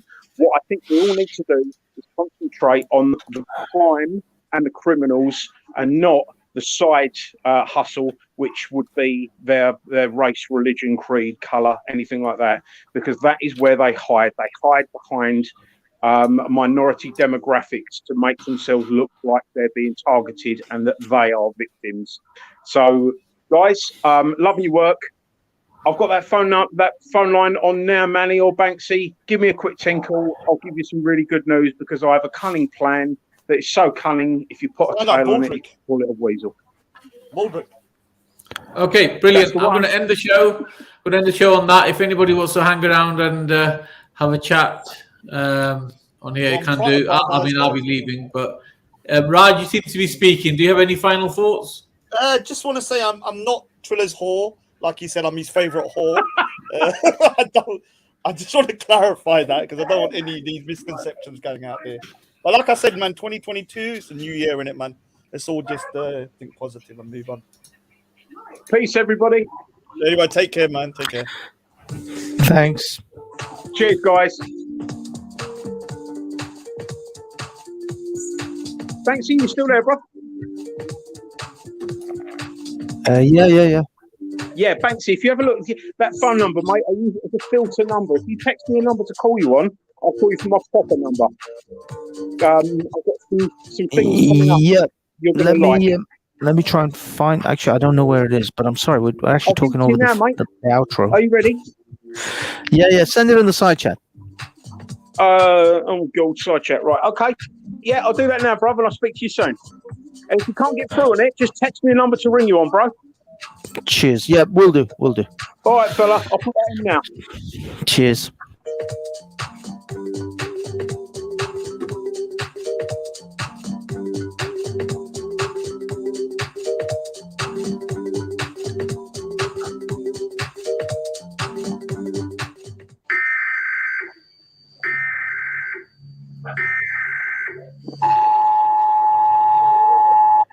This is not a test. This is your emergency broadcast system announcing the commencement of the annual purge sanctioned by the U.S. government. Police, fire, and emergency medical services will be unavailable until tomorrow morning at 7 a.m. when the purge concludes.